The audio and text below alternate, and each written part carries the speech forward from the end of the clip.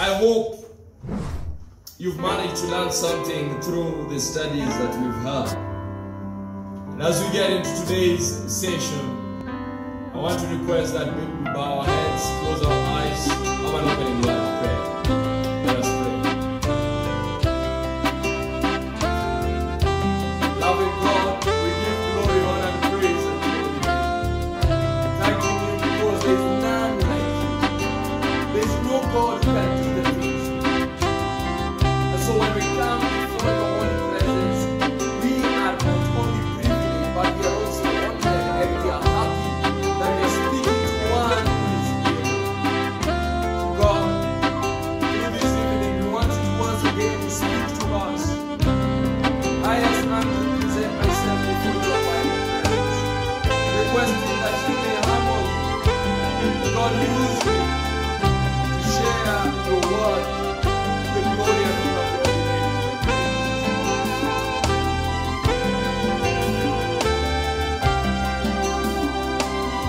The Bible says, and I read, Revelation chapter 3 and reading from verses 1, unto the angel of the church in Sardis write, these things saith he that had the 7 spirits of God and the 7 stars. I know thy works, that thou hast a name that thou livest and art dead. Be watchful and strengthen the things that remain that are ready to die, for I have not found thy works perfect before God. Remember therefore how thou hast received and heard. Hold fast and repent. If thou shalt not watch, I will come on thee as a thief, and thou shalt not know what hour I will come upon thee. Thou hast a few names in Sardis, which have not defiled their garments. They shall walk with me in white, for they are worthy. He that overcometh, he that overcometh, the same shall be clothed in white raiment. And I will not blot his name out of the book of life, but I will confess his name before my Father and before his angels. He that hath an ear, let him hear what the Spirit saith unto the churches. Through this week, our overall theme has been what God knows. Our specific approach has been the great physician, Jesus. Speaking to us because most of us in church are suffering from various spiritual maladies, various illnesses spiritually, and various illnesses physically. And today, he says to those who are suffering from these illnesses, I have a point to make to you. I want to address you today. I want to speak to you on this wise. And so with this, the great physician, Jesus, then presents himself. Revelation chapter 3, he comes again as a great physician. I see him with his white coat. In my sanctified imagination, I see him with a spiritual stethoscope. In my sanctified imagination, I see him asking the church, I want you to get into that room. We need to diagnose you. We need to know what is your condition so that we may attend to it. That is the great physician. The songwriter says, the great physician now is near, the sympathizing Jesus. He speaks the drooping heart to cheer. Oh, hear the voice of Jesus.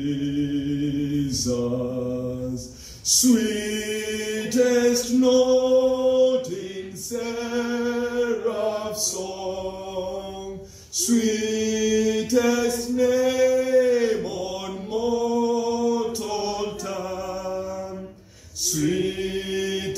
sweetest carol ever sung. Jesus, blessed Jesus. All glory to the dying Lamb. I now believe in Jesus. I love the blessed Savior's name. I love the name of Jesus. Sweetest note in seraph song, sweetest name on mortal tongue, sweetest carol ever sung. Jesus, blessed Jesus. His name dispels my guilt and fear. No other name but Jesus. Oh, how my soul delights to hear the precious name of Jesus. Sweetest note in seraph song, sweetest name on mortal tongue, sweetest carol ever sung. Jesus, blessed Jesus. And when he comes to bring the crown of life and glory, then by his side we will sit down and tell redemption's story. Sweetest note in seraph song, sweetest name on mortal tongue, sweetest carol ever sung. Jesus, blessed Jesus. Jesus, blessed Jesus, the great physician who comes nearby, the great physician who speaks to you and me and wants to tell us what is our real condition. Revelation chapter 3 and beginning from verses 1. And unto the angel of the church in Sardis write, these things saith he that has the 7 spirits of God and the 7 stars. I say, look at his qualification. Look at his credentials. He wants to make it clear that I am able to handle the situation we are dealing with right now. In looking for a sermon title, I said, let's have the church in ICU. Kenya is running short of ICU beds, courtesy of COVID. Let's look at the church in ICU. We are running short of ICU beds for churches. There is a church in ICU. Well, I like saying some of these things, I speak of them because I've also experienced them. Having seen people in ICU, having had people close to me in ICU, I know something about ICU. When my daughter was born, my daughter is turning 3 in 5 days. And so 3 years ago to 5 days, when my daughter was born, she came into this world premature, but still came into the world. Came into the world and got into ICU. I had an experience with ICU, beloved.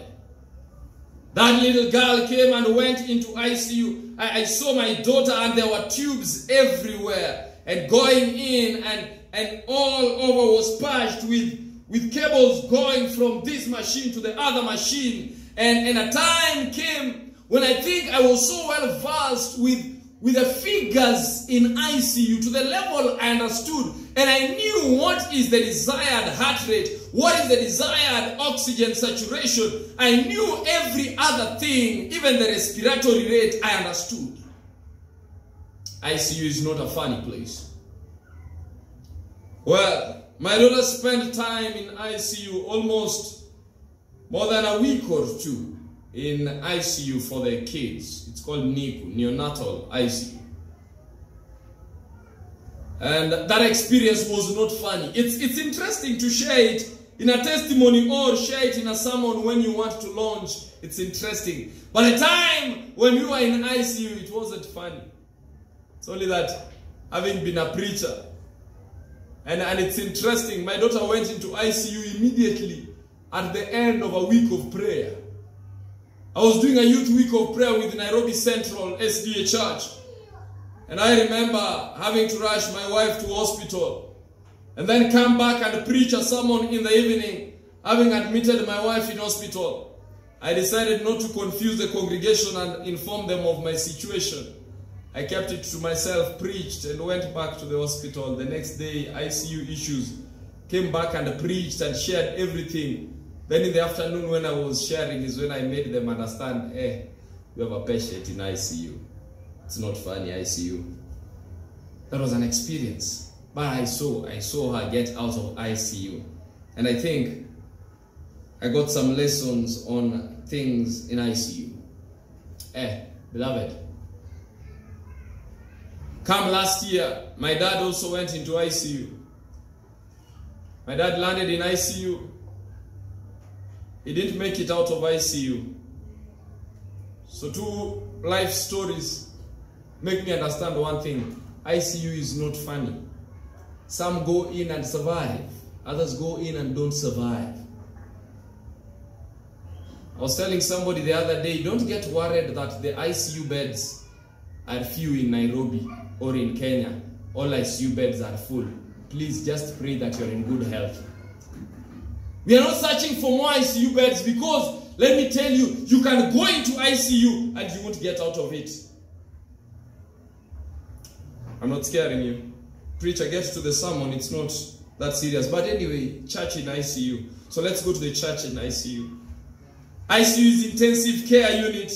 I was speaking to some medical friends some time back, and they told me that depending on the level of care that the patient needs, we have what we call high dependency unit, HDU. Then we have intensive care unit, ICU. Then we have critical care unit, CCU.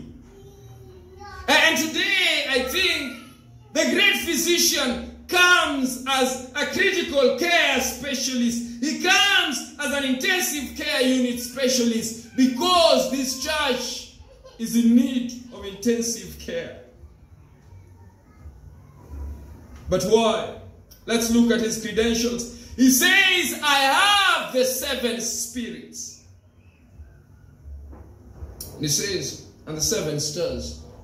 Why 7 spirits? Why 7 stars? 7 stars, when you read in the book of Revelation, chapter 1, and reading from verses 20, it says the 7 stars are the angels to the 7 churches. The 7 stars are the messengers who are supposed to take this information to the 7 churches. It seems like this church needs much information. The church in ICU. Sending 7 stars, sending 7 angels, 7 messengers. 7 is the number of perfection. 7 everywhere it is used in the Bible represents perfection, complete and perfect. So when you see God giving 7, it means this is perfect. And so when you read 7 spirits of God, it doesn't mean we have 7 Holy Spirits. Let me explain manifestation of the Spirit. Let me give you an example. Go to the book of Isaiah chapter 11. In Isaiah 11 verse 1, it says, "And there shall come forth a rod out of the stem of Jesse, and a branch shall grow out of his root. The Spirit of the Lord shall rest upon him, the Spirit of wisdom and understanding, the Spirit of counsel and might, the Spirit of knowledge and of the fear of the Lord." The manifestation of the Spirit upon the rod that shall come out of the stem of Joseph, upon the branch that shall come out of his roots, is the Spirit of the Lord, the Spirit of wisdom, Spirit of understanding, Spirit of counsel, Spirit of might, Spirit of knowledge, Spirit of the fear of the Lord. And it says, "And shall make him of quick understanding in the fear of the Lord. He shall not judge after the sight of his eyes, neither reprove after the hearing of his ears. But with righteousness shall he judge the poor, and reprove with equity for the meek of the earth. He shall smite the earth with the rod of his mouth, and with the breath of his lips shall he slay the wicked." Representing Jesus. Perfection of the Spirit. Manifestations of the Spirit. But I ask myself, why does the church of Sardis have the great physician present himself with the manifestations of the Spirit? And says the perfect representation of the Spirit, 7 spirits of God. I dig deeper into it and I ask, what is your diagnosis? But listen to this. Begins by saying, "I know thy works." Church of Sardis, I know your works. Not only do I know your works, I know your works, that you have a name that you live, but you are dead. Having a name to live, but you are dead. Let me explain.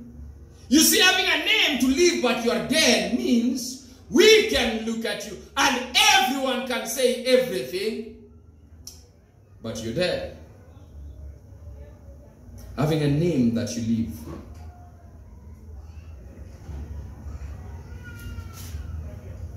I don't like bordering on the periphery of death so many times, but I am forced to give an explanation. Having a name that you live, but you're dead.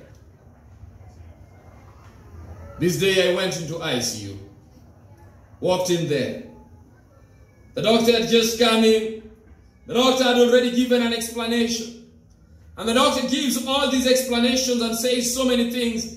And says, well, the patient cannot be able to breathe on his own. He has to be on oxygen support.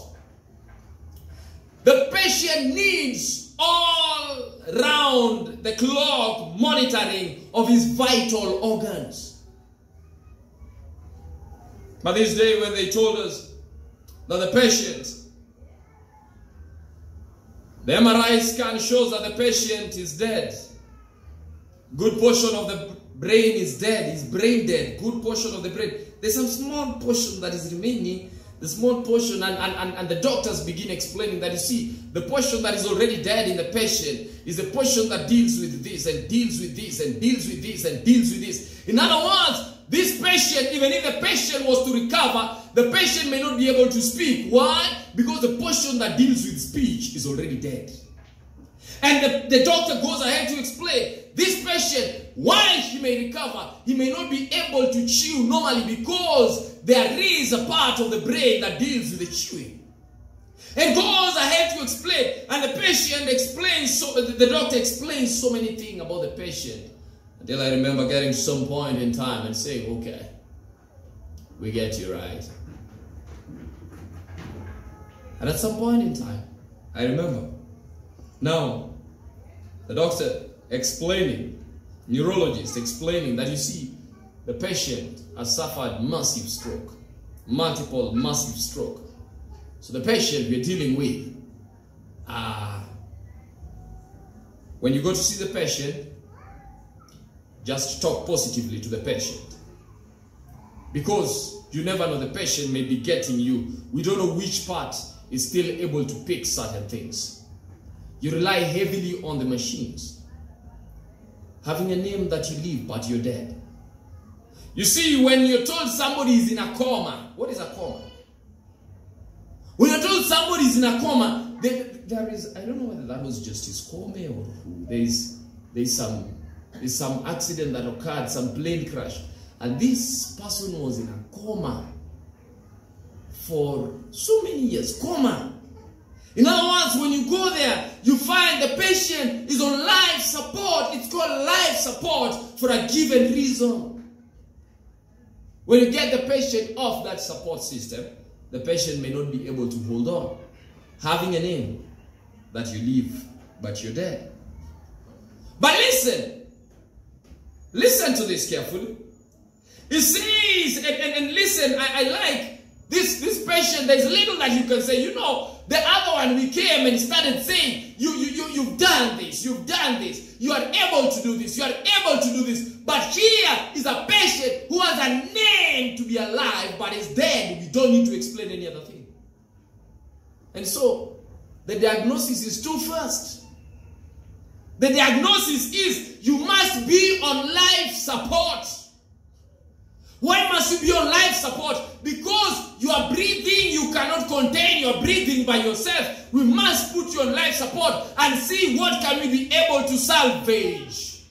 And that's why at times when you put patients on life support, you try to give them support as you give them medicine, as you give them support and give them medicine, support and medicine, support and medicine, and the patient makes positive progress. And then we see the patient being taken from ICU and taken to HDU. And after some time from HDU to the general ward. And after some time we say this patient can go home.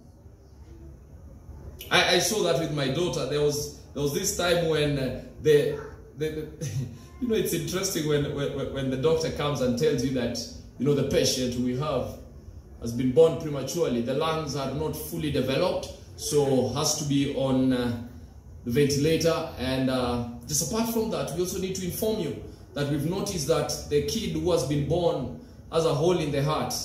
And just apart from that, we also need to inform you that the kid who has been born, we've checked, has pneumonia. The lungs are not fully developed, but there's pneumonia. Hey, those are the moments you talk to Jesus when you are walking. You talk to Jesus when you're sleeping. You talk to Jesus at every time. In fact, I remember those wonderful days. I would just walk like this. And when I am still in the corridor, I even knew the sounds of those things. They were just ringing in my head. And I knew where the bed was. I could come, and before I get to the bed, I look at the writings over there. Have the writings improved? Patient in ICU. You have to try and see. And they tried and minister some medication here and there. The lungs recover. Do something here and there. The hole in the heart begins to close. And do something here and there. And then the patient gets weaned off from oxygen. And slowly by slowly, what are we doing? And that is what we call now the prescription after the diagnosis. You are in critical care as a church. We need to do something about you. And look at the text. It says in verses 3. Be watchful. Listen, for patients who are in critical care, we have to be watchful. Not only must we be watchful and strengthen the things which remain that are ready to die. For the church in ICU, we must be very watchful, watching every step. And we must seek to strengthen the things that remain that are ready to die. In other words, any slight mistake and you lose the church. Are we there yet? You don't know. Here, I don't use the church general. I want to use the church specific. Look at your spiritual life. Are you at a place where we can say you are in critical care? there's only something small remaining. Something small. You know those ones who have done so many things to the level whereby you look at yourself, you've been written off by your mother, your father has written you off, the elders, everyone, even your friends have written you off as being a hopeless case. But there is still some guilt you have thinking that, what about God? Now that small guilt is what we want to strengthen. Strengthen the things that remain that are ready to die. Let me tell you, God says, for I have not found your works perfect before God. Your works are not perfect. But I tell you one thing, there are certain things that remain. This is where the sermon is called hanging by the thread. As if you are on the last ray of hope. As in, let me tell you something. If you think you are hopeless, the fact that you are feeling guilty means you have something. Only God can make you feel guilty when you leave God. Only God. That is the Holy Spirit that convicts us and reminds us you need a Savior. Strengthen the things that remain that are ready to die. I tell you something. Everyone can write you off. How many have gone into ICU and they've been written off and people say, this one is a hopeless case. Let's pray, because now the only prayer we can pray is let them mend their ways with God. But let me tell you, we pray and we say, God, do something. And God does something. And tomorrow you come, the heart rate is normalizing. Tomorrow you come and you see the oxygen saturation is normalizing. The next day you come and they say we need to try and reduce the concentration of oxygen. The support should not be too much. And I tell you, to the church in ICU, he writes this. When you go to the church eras, the period we are talking about is from the 1560s all the way to the 1780s.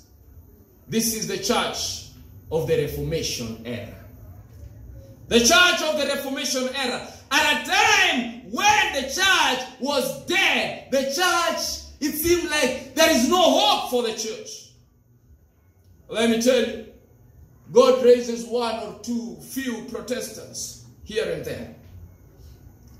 And that is why the Protestants who are raised, God did not even ask them, do you know the Sabbath? If you know righteousness by faith, strengthen that. Just walk with righteousness by faith. Goes and picks another one who only knows something about baptism by immersion. Walk by that. Goes and picks another one. Evangelicals rise out of that. And it says, and this is where you find Martin Luther and company. The Reformers. If you look at John Wycliffe, if you look at all those reformers, look at their lives, I will tell you one thing. God just told them, strengthen the things that remain that are ready to die. And today I'm telling you this. Because the great physician has walked through the church of Zimmerman. And let me tell you, some of us, our spiritual life is in ICU. Critical. Extremely critical. Even if they were asking how many of you are religious, you can't even be counted under religious. Live spiritual. It's tough. You know, it's one thing to ask how many have the Holy Spirit. Here. This sermon should have been, I can't breathe. You know, you are at a point whereby you are not able to breathe the breath of life, as if you are dying. Look at this. Genesis chapter 2 verse 7. You know it. The Lord God formed the man out of the dust of the ground and breathed into his nostril the breath of life. And man became a living soul. But let me tell you, look at the way Ecclesiastes chapter 12 develops the same thing on the state of the dead. Ecclesiastes 12:7, he says, then shall the dust return to the earth as it is, and the spirit shall return unto God who gave it.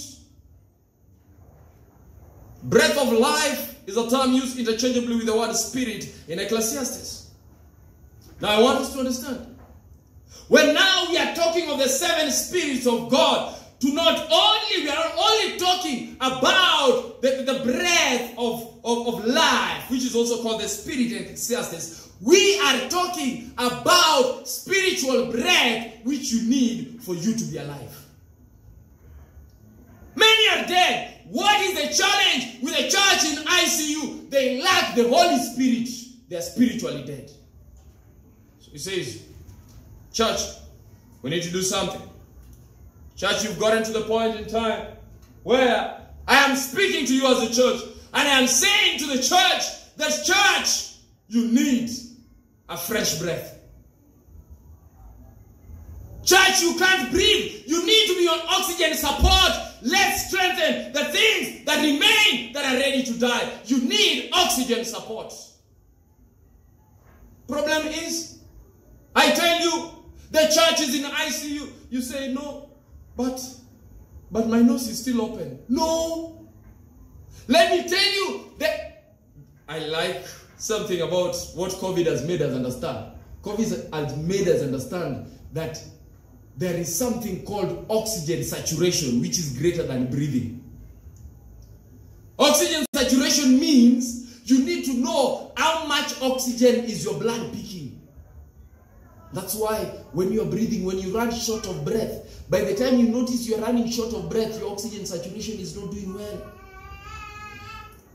And the reason some people are going to die so quickly because of COVID is because they are running short of breath quickly.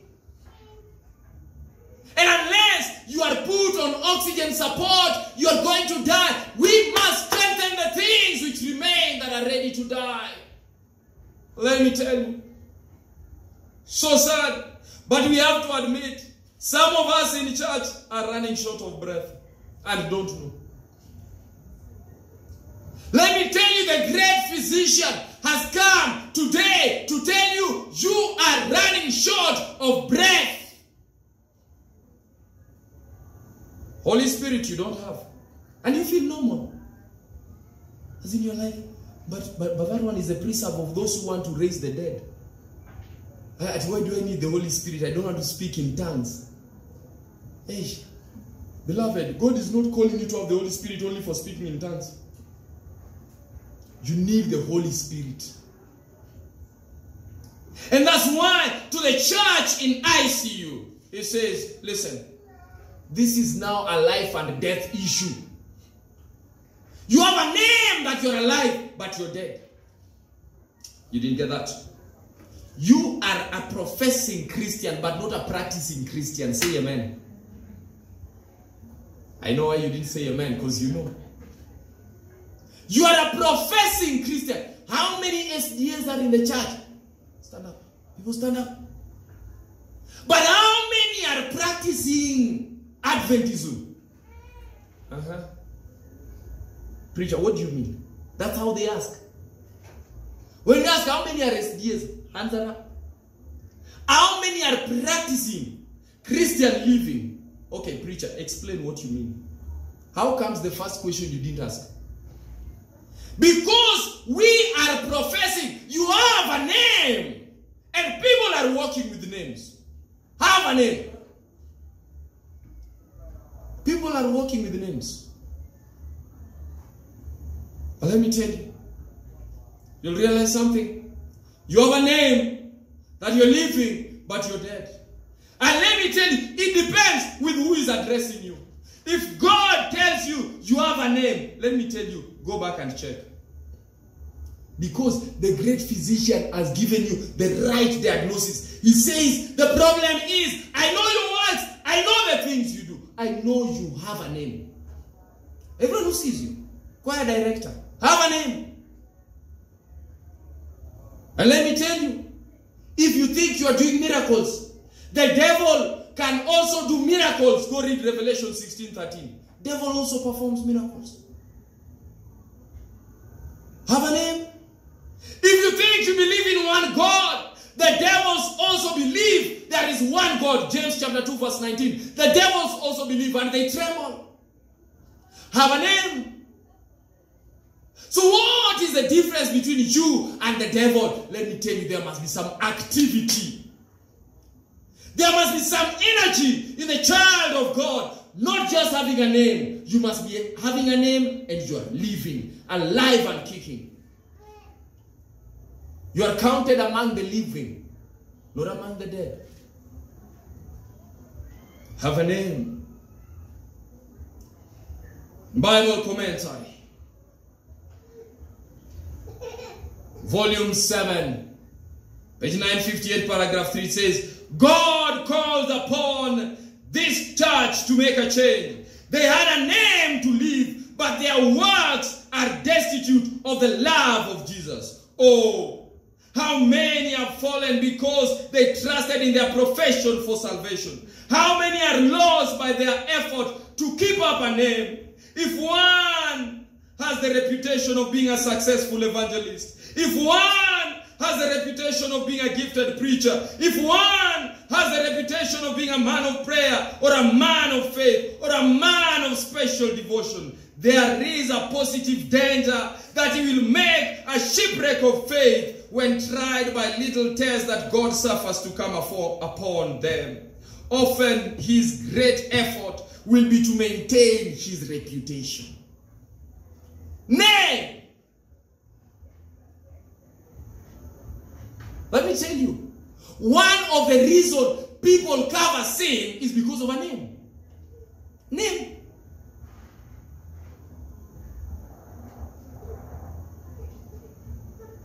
Do you know what? One of the most difficult things. If the child of a pastor is found drunk, what will happen? Everyone wants to cover it. Because of the name. It's interesting. Waititu told the son, hey, I'm not bailing you out. I'm not. You must know that choices have consequences. And let me tell you, the child of a pastor, the child of an elder, the child of a child of God must also know. You know at times, by the way, we are so worried as elders to protect our reputation. So you cover a multitude of sin. You cover sins in the church, sins in our children, sins in the young people. We are covering things. Why? Name. And the children grow up believing that it is right to cover. Cover up. Let me tell you, when you are a young person, when you are a youth, and you are struggling with an addiction, you are struggling with some hidden sin, let me tell you, the best thing you can do is confess and repent. Don't be bothered about what they will say. What is Jesus saying is my big question. These guys talk. They will talk. They will say anything. They will talk. Don't be worried about the name. When a successful preacher is caught in adultery, best thing, confess your sins and return to the Savior. Not cover up. Cover up does not assist. You're worried about your name. What about what God says? And I'm going to get to it. I'm going to get to it. It's a challenge of name. You think you're alive? You're dead. He says, you may be here jumping up and down, and you may be preaching like anything else, but let me tell you something. If you are not doing that which is right, you have a name that you're alive, but you're dead. How many of us are afraid of what the people will say? What will they say? I wish you knew. You don't need to be afraid. In letter 48 of 1903, she writes, he who lives in the fear that others do not appreciate his value is losing sight of him alone, who makes all of us worth of glorifying God. Let us be faithful stewards of ourselves. Let us look away from self to Christ. Then there will be no trouble at all. All the work done, however excellent it may appear, is worthless if it is not done in the love of Jesus. one may go through a round of religious activity. Yet, unless Christ is woven into all that he says and does, his work will be for his own glory. You have a name. Do you know what it means to say you have a name? You have a name means, preacher explain it, Matthew chapter 7. In Matthew chapter 7, and yesterday I labored about works. Lest, and I like this, I didn't see it coming. But God allowed us yesterday to labor on works, and lest you think your works are the things that will qualify you to go to heaven. He says, now listen. You have a name. You just do works. You specialize in doing works. That's why I say, if you're a deaconess, if you're a deacon, please also listen to sermons. At times, deacons and deaconesses, elders and pastors, we overwork. We overwork even on Sabbath. Had no sermon, nothing. You know nothing about the sermon. Nowadays, we have to remind you, kindly listen to the sermon. That's why there's a duty rota. You're an elder on duty this week, next week, another elder is on duty. You can't be on duty throughout, listening to no sermon, always worried about the children who have not come in and everything. Please, worry this Sabbath, let somebody worry next Sabbath. At least for one Sabbath, you can count, I listened. Can't be busy, laboring for God until you just have a name. And that's why, when the next year you are not appointed an elder, you are mad. Why didn't they nominate me? You say, I'm not returning a tithe to that church. I will go to Roysambu. That's called spiritual immaturity. And we have seen them. Beloved, I'm talking to you like this because it is true. It happens in the church. People get mad when they don't get church positions. Some of us say it's overwhelming. I even wonder, by the way, why do people fight over church positions? Seems you have a name, but you're dead. At times I wonder, I look at myself. Chief, you have to sit here. You have to think of being an elder, being an evangelist, being a father, being a worker, being a... And then somebody is just mad. And let me tell you, yesterday we talked about service. When you are not nominated, it doesn't mean that God doesn't want you to serve. It just means that you are so good, God knows you can serve even without a position. As in God can trust you. Look at it. Change your perspective.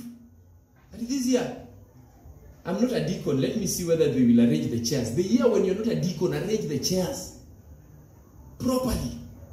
Until they say this one, once a deacon, always a deacon. Not that when you're not a deacon, you're like, I want them to fail this year so that they realize I was serious last year. That's wrong. And your success is only dependent on the failure of others. What is that? As in, labor as if you're offering service unto God. But let me tell you, don't let your service to God overshadow your devotion to God. That's when we say you have a name, that you are living but you're dead. Name. And I told you that we are going to ask God, please do a surgical intervention.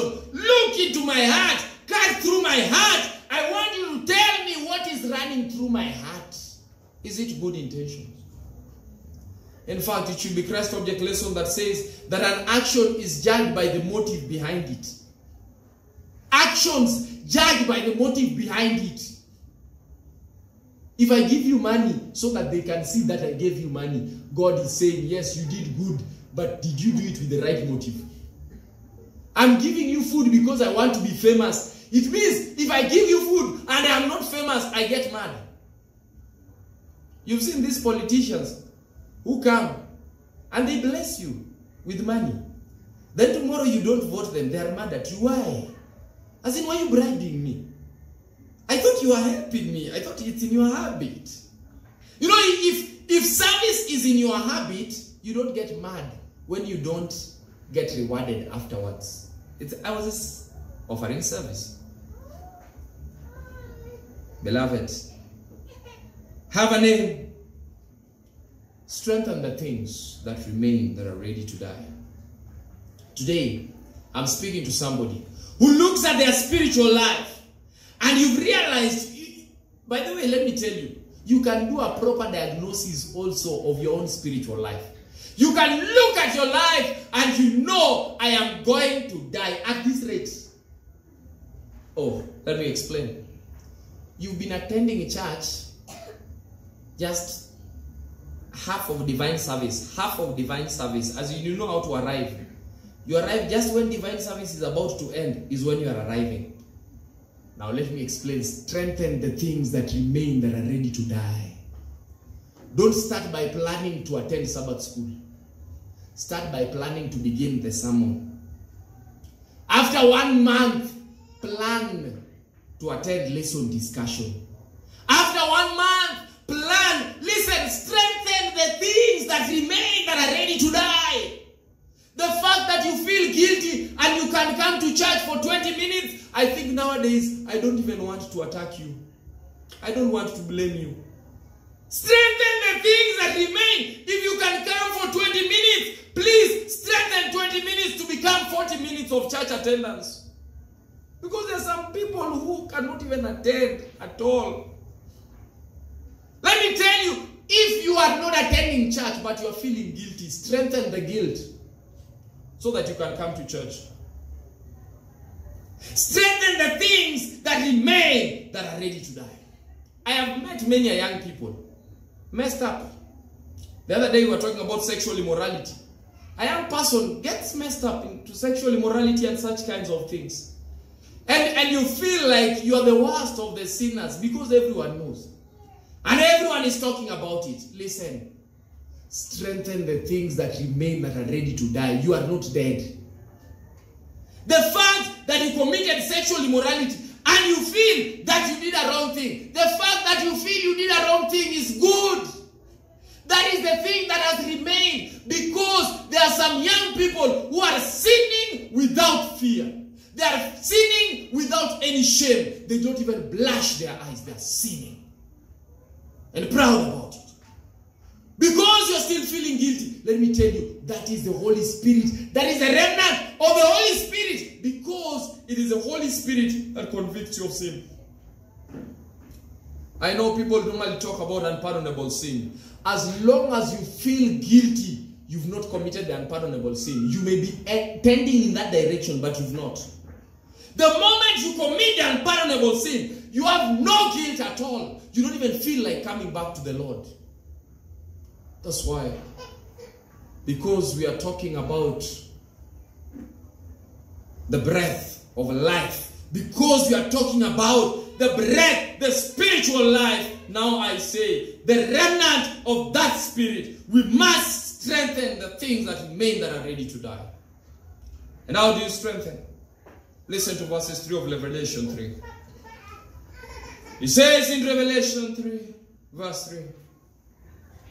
Remember therefore how thou hast received and heard. Listen. Remember the things you heard. Remember the week of prayer 5 years ago when you heard of the Lord. Remember the camp meeting. Remember the Pathfinder days. Remember the things that you've heard. Remember. How do we strengthen the things that remain that are ready to die? Remember the things you've heard. Hold fast to the truth that you've heard and repent. Don't just remember. You know that those who remember and they're nostalgic, you've met them. Those ones you meet and say, hey man, Ralph, you remember the days we used to march in the Pathfinder? And it ends at that. Ends at that. This guy now is drinking. And then he says, you remember the days we used to drink to march in Pathfinder? He remembers. But he says, don't only remember the things you heard. Remember the things you received. Hold fast to those things and repent. Repent. If therefore thou shalt not watch, I will come upon thee as a thief, and thou shalt not know what hour I have come upon thee. Oh, you didn't get that. Let's go back to ICU, because this church is in ICU. He says, strengthen the things that remain. Try and gasp for a fresh breath of air. Try and gasp for the oxygen that you used to gasp for. Try and gasp for the truth the way you used to gargle truth before you started gargling wine. Try and take a fresh breath. Says, you must watch. Be watchful. Be watchful means stand somewhere. Look at the signs of the time. Be watchful means stand somewhere. And I told you, I know something about ICU and critical care unit. In that place, when you land over there, they put you and they put all those machines over there, monitoring everything. They have to be watchful, because a small change in blood pressure may just mean the difference between life and death. A small change in heart rate may mean the difference between life and death. In fact, your dependency on the machine may mean whether you're improving or not. I remember that day they called us. They're like, you need to come for a family meeting. Those are things you don't want to hear in hospital. Come for a family meeting. Called us for a family meeting.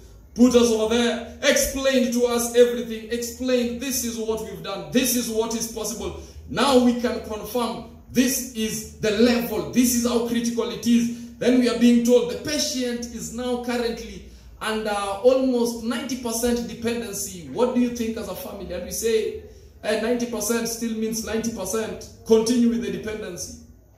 Sit over there. And you say, we are going to pray. Who knows? And we pray to strengthen the things well.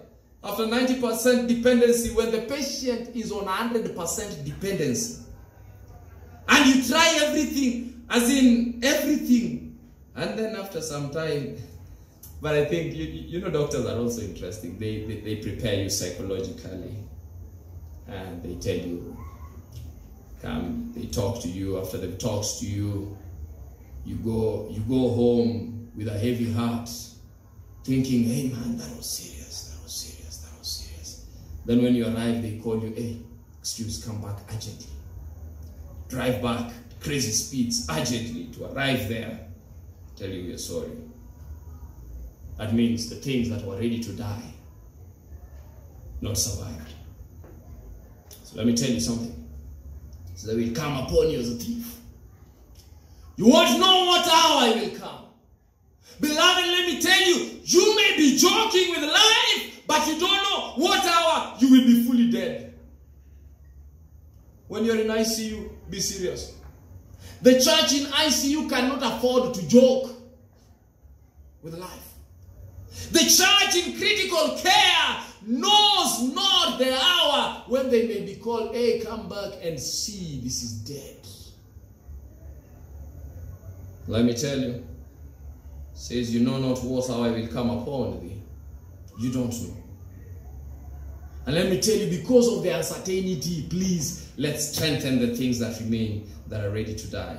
In manuscript 81, 1900, the discrimination revealed by Christ in weighing the characters of those who have taken to themselves his name as Christian leads us to realize more fully that every individual is under the supervision of God. Listen to that.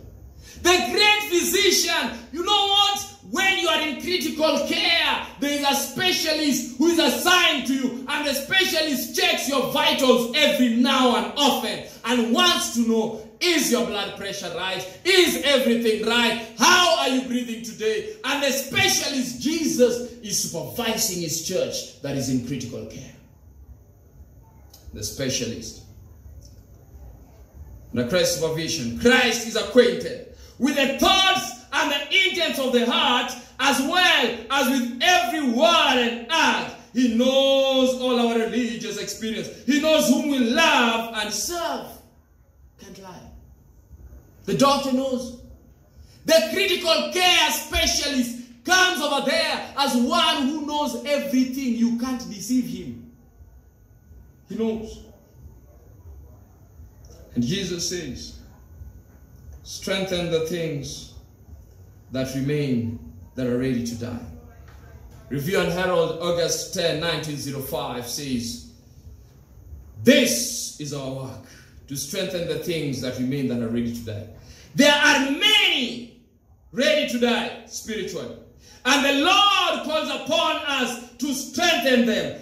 God's people are to be firmly united in the bonds of Christian fellowship, and to be strengthened in the faith by speaking often one to another about the precious truth entrusted to them. Never are they to spend time in accusing and condemning one another. Say amen.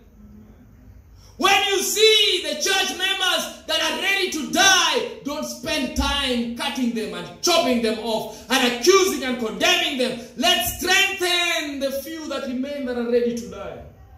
I told you something. We are too little a church to be divided along tribal lines. I told you something. We are too few a people to be divided along classes. We are too few a people to be divided along gender. We are too few to be divided across generations. We are too few a people in this church to be divided as conservatives and liberals. No, too few. He says, strengthen the few that remain, that are ready to die. Can I give us a challenge? Let's walk in this church. Let's walk under the guidance of critical care specialist, Jesus Christ. And let's go. There is somebody whom you know who was a serious member of this church, and that person has always gone steps backwards, and right now when you look back, you are seeing them, they are ready to die completely. Let's go strengthen them. Book of Matthew 23. You know it. Woe unto you, scribes and Pharisees, hypocrites, for ye compass land and sea to make one proselyte, and after you have made him, you make him twofold the child of hell than yourself. Woe unto you, scribes and Pharisees, hypocrites. He says, why is it that you, Zimmerman Church, is going to do a crusade in Ukambani? Why are you going to do a crusade in Nyanza? Why are you going to do a crusade in Central Rift and Central Kenya and South Kenya? Why are you doing crusades when you cannot strengthen the few that remain, that are ready to die in the church? We can invest enough money in outreach programs, but how much are we going to invest in inreach? How much are we willing to invest in just people we know who are coming to Zimmerman? They live over here. They live next door to you, and now they've stopped coming to church. Strengthen the few that remain, that are ready to die. Just seek to strengthen. Offer some medication and offer it in love. Don't come as condemning and accusing. We are not here to accuse. In fact, Revelation chapter 12 makes it clear, the accuser of our brethren is the devil. The moment we start accusing one another, we are cooperating with the devil. The moment we strengthen the few that remain, that are ready to die, what are we doing? We are cooperating with a great physician who is here, the sympathizing Jesus. I wish I had a sympathizing church. We have a singing church. We have a preaching church. We have everything church. I wish I had a sympathizing church, my Jesus will say. I wish I had an empathizing church, a church that can look at the condition and say we need to assist. Strengthen the few that remain, that are ready to die. Hey, the elderly, let's approach the young.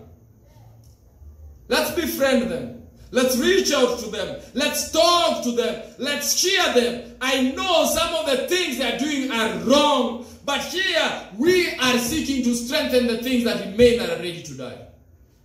And I'm telling you something. Hey, young people, we are not going to condone sin. No. Love does not embrace sin. Love embraces the sinner. Love does not condemn the sinner. Love condemns the sin. So what we are going to tell you, is, you know what? It is wrong to find yourself in some of these things that is being done. It is wrong. But if you are in that shape right now, we are going to tell you, come back home. Come back home. We must strengthen the few that remain that are ready to die. Come back home. The fact that the prodigal was willing to come, we don't care how much you've wasted. Listen, you've wasted. We know you've wasted. We don't want to remind you what you've wasted, because even you know you've wasted. And reminding you of how you've wasted my money is already painful to me. I think that's why the prodigal father did not spend so much time reminding. Because you've already wasted. One time I was preaching and I was saying, God forbid, but one of the church members, you find your daughter is pregnant. Daughter is pregnant. And please, daughters, don't get pregnant outside wedlock. Don't get pregnant outside wedlock. But you find your daughter is pregnant, it has happened. Then imagine, you call this young girl. Tell me, what were you thinking when you were getting pregnant? Okay, let's argue. Was she even thinking in the first place? As in, please, parents, let's ask sensible questions. What were you thinking when you got pregnant? Now you're asking your daughter, explain to me, how did you get pregnant? Please, please. That question is not sensible at that point in time. The fact that she's pregnant and she's remorseful, she needs a savior. Because she's already messed up. Yes, there are some sermons that are difficult to preach before you have a child. Once you have a child, you can easily preach about messing up. Hey, my daughter, one day, she became creative. She had soiled a diaper, then removed the diaper, started analyzing the contents of the diaper, and started applying the contents of the diaper on herself. Now imagine me arriving to my daughter and asking my daughter, Renee, how? What have you done? No! The first thing is wash her. She doesn't even know what she's done. And let me tell you, Jesus is calling you today and says, you've messed yourself up, but I'm not interested in your mess right now. I want to strengthen the things that remain that are ready to die. Come, I will wash you whiter than the snow. And we are going to start afresh, because you need a fresh start. You don't need condemnation, you need a fresh start. But let me tell you, to the others who have not messed up, we must warn you not to mess up. I don't go say, hey, if you washed your daughter, then we can all be washed. So let's just mess up. That's not the lesson. You know the way children's story is normally shared, then you ask people, what do you learn? And you hear the responses of adults until you wonder, adults, how do you respond like that? And what is the moral of the story? You hear adults responding at you, oh, because this child is washed, others should get dirty to be washed. No. That's not the moral of the story. The moral of the story is that the Father is so loving to the extent that He gave His only begotten Son, that whosoever believes in Him should not perish but have everlasting life. It's love. It's love that moves Him. Not that He loves dying. Not that He loves giving the Son always. No. That's why He's not going to give His Son the second time. He gave Him once and for all. If you can't accept the sacrifice on the cross that He gave once, it's up to you. Strengthen the things that remain that are ready to die. In verses 4 it says, you have a few names even in Sardis, which have not defiled their garments. They shall walk with me in white, for they are worthy. Amen. Now this, He says, is what is going to happen. He has given you the prescription. Strengthen the things that remain that are ready to die. Remember those things. Hold fast and repent. And He says, and now listen. There are some few who have remained. Let me tell you, don't say, oh, if every youth nowadays is just sleeping around. Please, don't use that terminology. There are youths here who are struggling to stay pure. Why are you saying every youth? I don't like it. I'm an elder in charge of ambassadors in my church. And I always say, I don't like it when other people in church are blaming ambassadors in general. If your ambassador has a problem, say Ambassador X has a problem. Don't say all ambassadors are sinners. Do we always come and say all amos are adulterers? We don't. We respect them. We don't say all women ministry, all AWM are what? Thieves. We don't. But why is it that for the young people, we find it easy to say, these ambassadors are spoiled, these youths are spoiled. We find it easy to generalize. It says, nevertheless, I have a few who have not defiled themselves. Let me tell you, there are still a few, there are still a remnant. And I tell you, young people, please don't disappoint me in the sermon today, okay? Young people who are in the congregation, I have said that you're among the few. Please don't disappoint me. If you are in the line of disappointing me, strengthen the few that remain that are ready to die. Stop the foolish things and strengthen the good virtues that you still have. You can't just generalize like that. It's called Elijah. Elijah just comes and says, oh Lord, I'm the only one left. I'm the only one left. You feel like you're the only righteous one in church. You know those people? I'm the only one who knows what is right. Hey, God says, listen, I have 7,000 in Israel who have not bowed down to Baal. 7,000. Let me tell you, everyone can do what they want, but I have a few in Sardis who have not defiled themselves. They shall be called worthy. Preacher, finish the sermon. Verses 5 of Revelation chapter 3. He that overcometh shall be clothed in white raiment. Amen. The overcomer shall be clothed in white raiment. And let me tell you, now we're getting to it. I've always told you, there is a challenge, but we are going to address the challenge by giving a solution that is direct to the challenge. We are clothing you in white raiment. White raiment. White raiment. Think again. Revelation 19, is it 7? That has already said that the white raiment is the righteousness of the saints. Think again. White raiment. We are not going to the casket. We are going to the marriage supper of the Lamb. White raiment is found in the wedding. White raiment is not found when we are buying. It's not a sign of death. It's more the sign of life. White raiment. It says, listen, you're ready to die. I've strengthened you until now you are going to be married.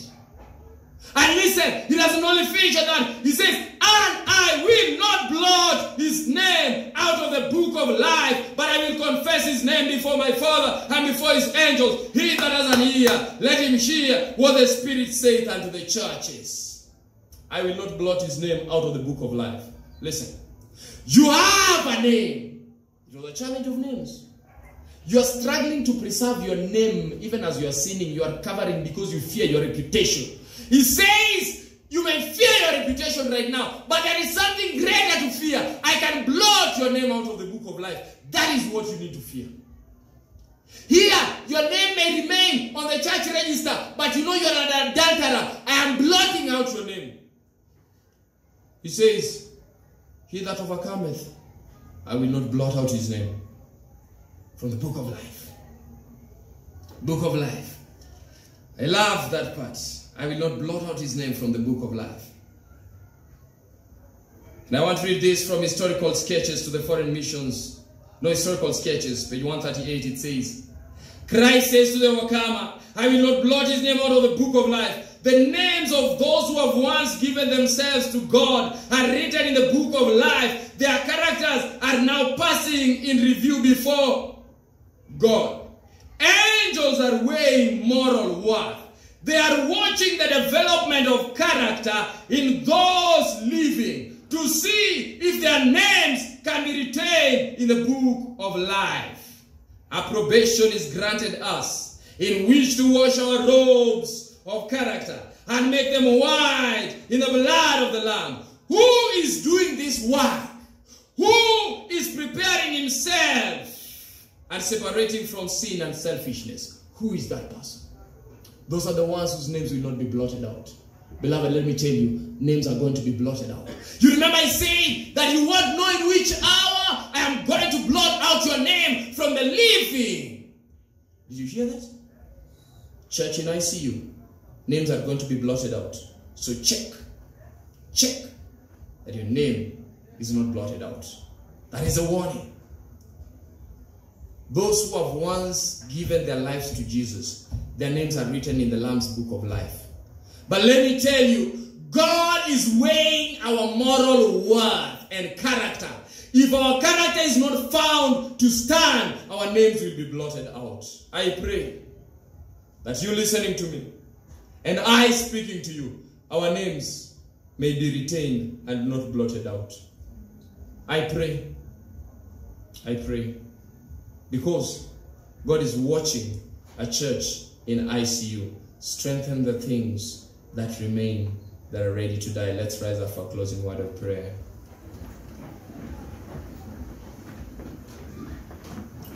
Let's pray. Heavenly Father, it's about you. Thank you. Thank you. Some of us have names, but God, we are dead. We are dead, spiritually dead. But God, I love it when you say that even those who are spiritually dead, you can spiritually resuscitate us. So God, please come and pump our spiritual chests. Punch us, electrify us with your Holy Spirit, that we may be revived again. God, we've seen it in the hospitals. When people are already pronounced dead, they come and they try with that machine on the chest. But God, there's some of us, we've been pronounced spiritually dead. God, just bring that machine full of the Holy Spirit and pump our hearts. And please, God, may we respond in the affirmative. I pray. Allow me to ask this, because I want to pray with some people. Is there somebody in the congregation? You're saying, Lord, truly, this is about me. I need to strengthen some things that are ready to die. You're looking at your life and there are things you know are ready to die, and you know you're going to lose it. Put up your hand. I want to pray with somebody on the verge. Somebody is saying, I need to strengthen something that is ready to die. Lord, by faith, I believe there's an uplifted hand of somebody saying, Lord, I have listened to you today. I want to strengthen the things that remain that are ready to die. Many people look at me and think I am a very good guy, but God, you know me. Many people look at me and think like I'm alive, but God, it seems you've concluded that I am not alive. I am dead. God, I'm in ICU. I'm fully dependent on you to strengthen the things that remain that are ready to die. God, you see these uplifted hands? May you help somebody to change character. May you help somebody to be stronger in the faith. May you help somebody, God, who is feeling down and out, to be up, alive, and strong, and to go forth in the mighty name of Jesus, seeking to serve you as we await for your second coming. God, help us. I want to make another appeal. Do you know somebody who is about to leave the faith, or somebody who has backslidden, and you want to stand in the gap for them, and you want to commit, God, I would want you to help me strengthen this person to come back to the faith? Put up your hand. I want to pray with that. Heavenly Father, by faith, I believe again that this appeal has got a response. So God, names that have come to your children's mind, names of people who need to be strengthened, that are ready to die spiritually. God, I pray, Heavenly Father, that you help us. I pray, Heavenly Father, that you may be able to come through, and these names represented by the uplifted hands, God, may you intervene, is my prayer. And now, for all of us who are here, thank you for being with us. Thank you for guiding us. And God, when you will one day count, there are few who have remained faithful. There are few who are worthy. Those whose names will not be blotted from the book of life. Those who will be clothed in white raiment. May we be among that number. For this I pray in Jesus' name. Amen. Amen. The Lord bless you all, and the Lord keep you safe.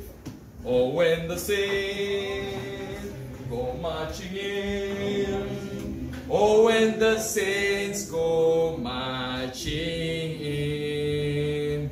Oh, Lord, I want to be among the number.